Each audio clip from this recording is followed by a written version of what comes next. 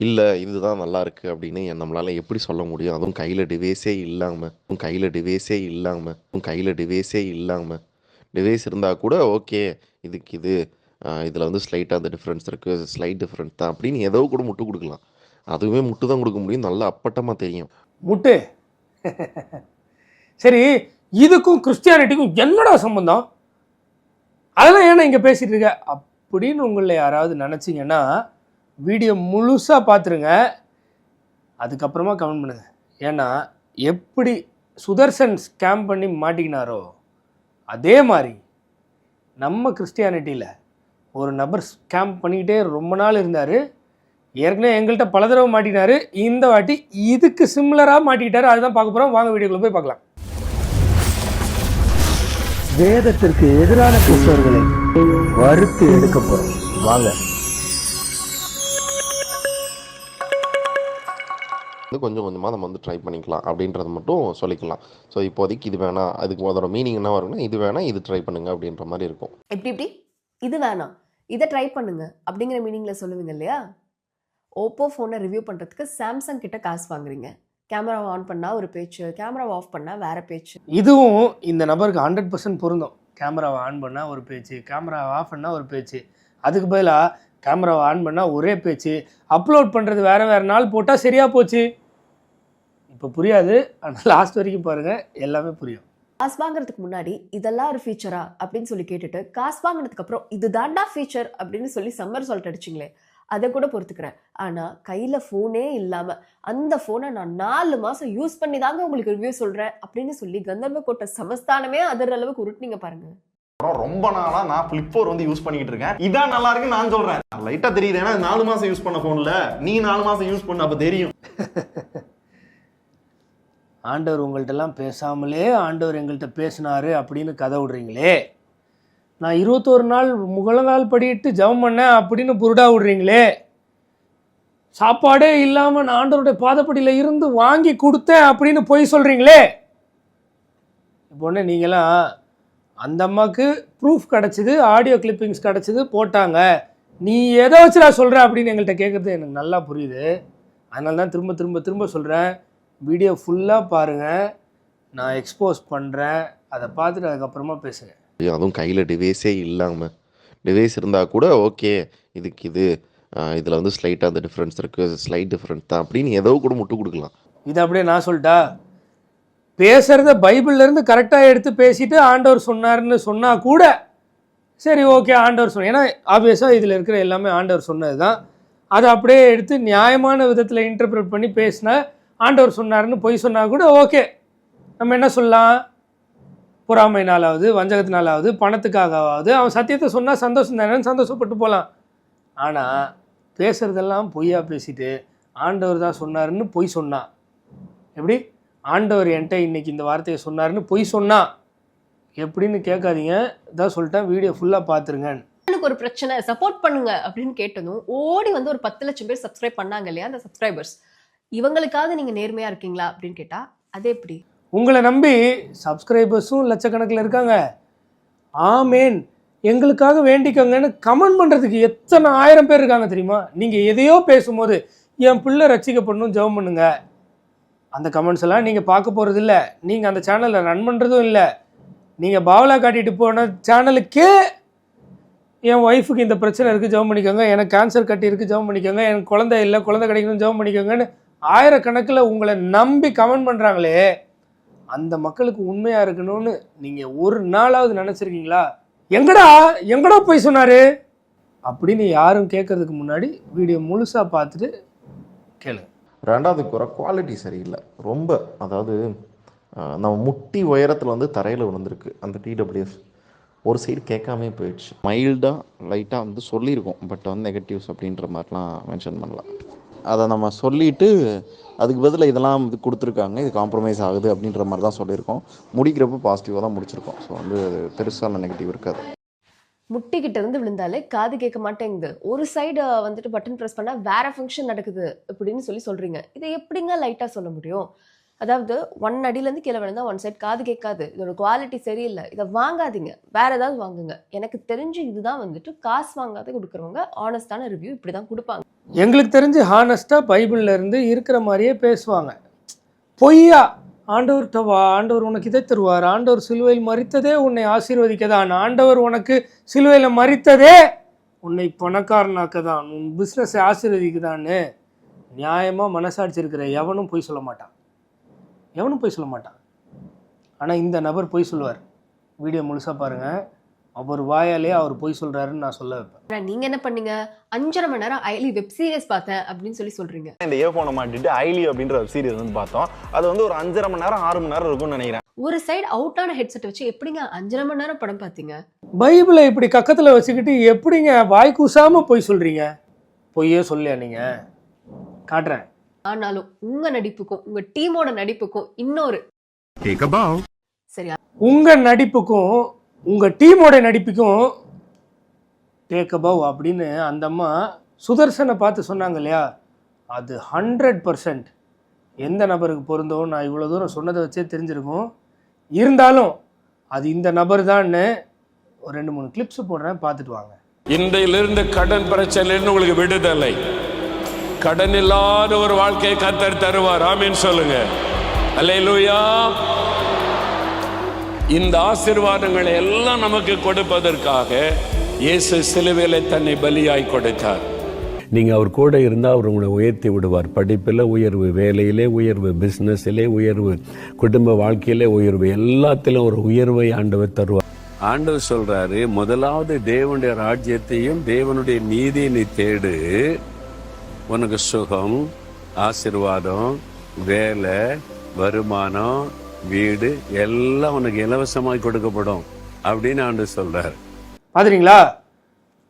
இதுல சொல்லாததை ஆதாயத்துக்கு வேண்டி மாத்தி பேசுறது.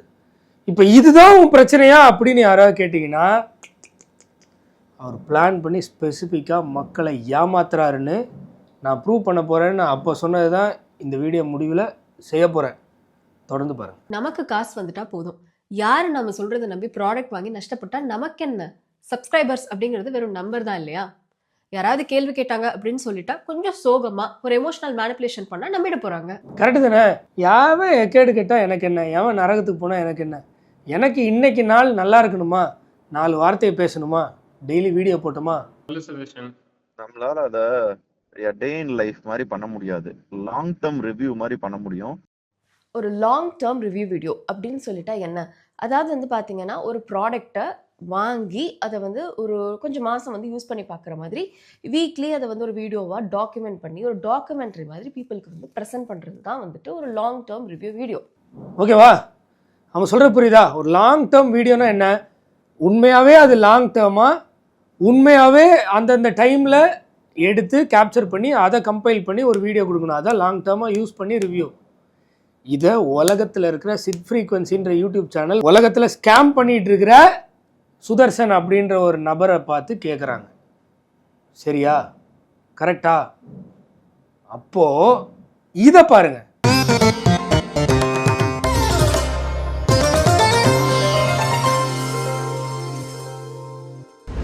இப்போ இந்த ப்ரோக்ராம் பார்த்தீங்களா, வாக் வித் எந்த ஜீசஸ்? மோன்சி ஜீசஸ். பார்த்தீங்கல்ல, இந்த ப்ரோக்ராம் என்ன ப்ரோக்ராம்? டெய்லி டெய்லி டெய்லி ஆண்டவர்கிட்ட இவர் அப்படி கேப்சர் பண்ணி அப்படி மக்கள்கிட்ட சொல்கிறாரு. இதை தானே மக்கள் மத்தியில் பதிய வச்சிருக்காரு. கரெக்டாக இல்லையா? பதிய வச்சிருக்காரா இல்லையா? இப்போ சுதர்சன் லாங் டேர்ம் ரிவ்யூ அப்படின்னு பதிய வைக்கணும்னு பிளான் போடுறாரு. இங்கே மோன்சி லாசர்ஸ் என்ன பண்ணுறாரு?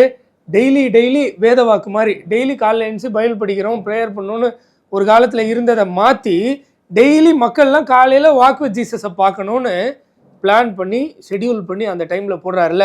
டெய்லி டெய்லி டெய்லி ஆண்டவர்கிட்ட கேட்டு அப்படி பேசுகிறாருல.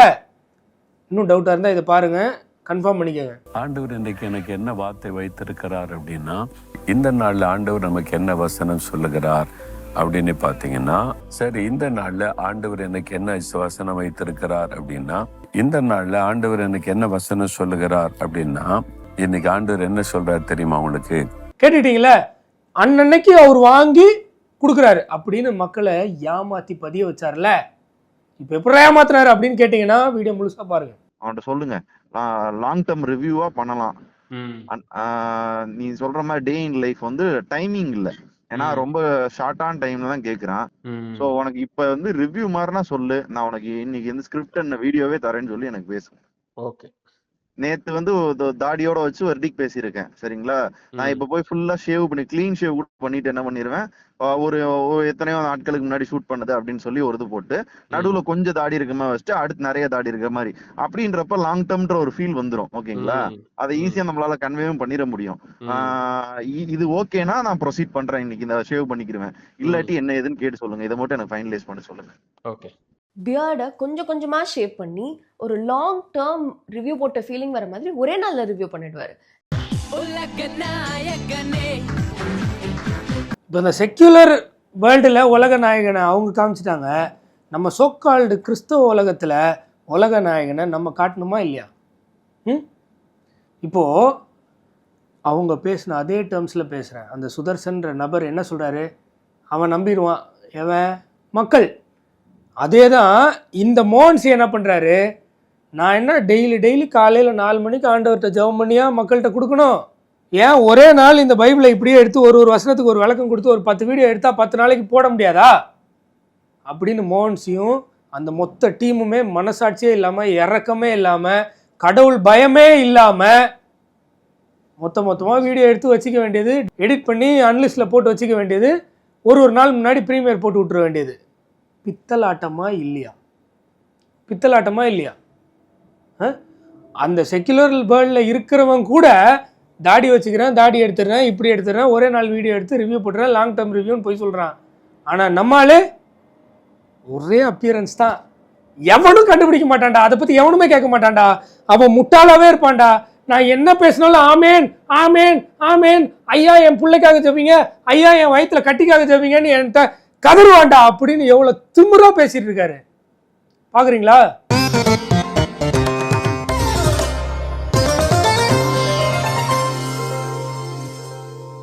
இந்த ப்ரோக்ராமில் ரெகுலராக டெய்லி காலையில் இந்த டைமில் போட்டுருவார்.